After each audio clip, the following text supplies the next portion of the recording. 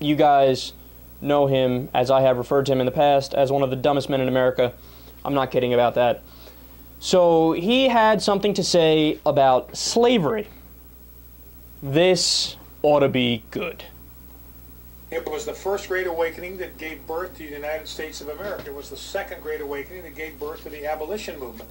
You know, PBS is doing a series right now on the abolition movement, and what they are stressing is that it was faith that motivated the abolitionists. Evangelical, conservative Christians are the one that were driving the train on the abolition movement. So don't let anybody tell you that Christians are big-time supporters of slavery.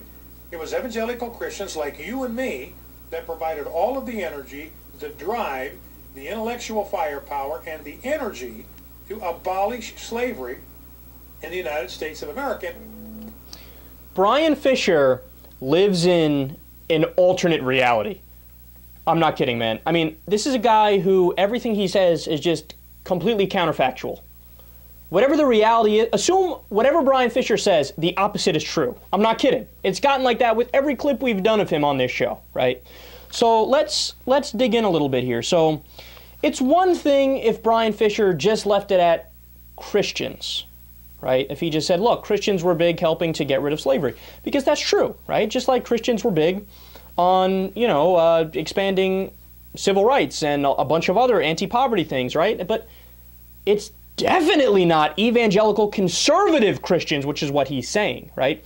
Martin Luther King was a Christian, not an evangelical conservative Christian, right? So let's talk about how just flat out wrong Bryan Fischer is. So here are some quotes from the Bible. Quote, "When a man strikes his male or female slave with a rod so hard that the slave dies under his hand, he shall be punished.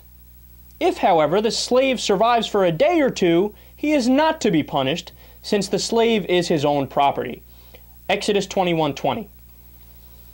Leviticus 25:44. Quote, "Your male and female slaves are to come from the nations around you. From them you may buy slaves." Peter 2:18. Quote, "Slaves, submit yourselves to your masters with all respect, not only to those who are good and considerate, but also to those who are harsh."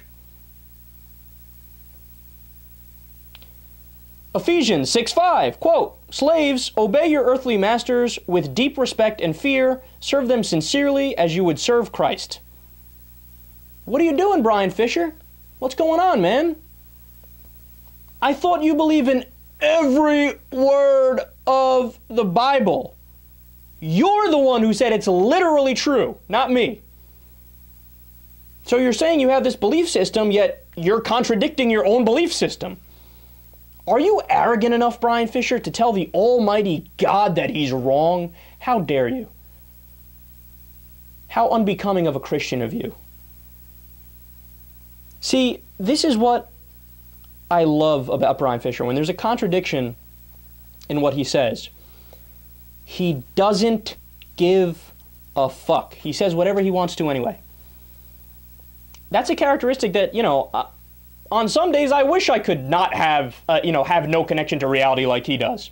But I'm bound by these laws of reason and logic like a lot of people are. Certainly almost all progressives are, right? And then, to just expand on this a little further, let me give you guys some specific history. The National Christian Action Coalition was started in 1978, and this is the coalition that mobilized the religious right and made them a big-time political player. And what were the main political causes that this group was fighting for? For anti-abortion legislation, anti-gay legislation, and at the time, in 1978, Congress had just passed a law withholding tax-exempt status from private schools in the South that were still segregated. So what the law said is that until you desegregate, we're not going to, give you your tax-exempt status. So this group, the National Christian Action Coalition, one of the leaders was Jerry Falwell, religious right-wing, conservative evangelical. He was one of the leaders of the movement, and the biggest thing they fought for was racial segregation.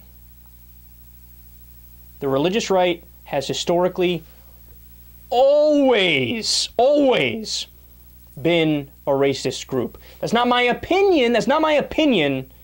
No conjecture. No reading between the lines. That is an out-and-out matter of historical fact. Bryan Fischer, as we all know, doesn't care about facts.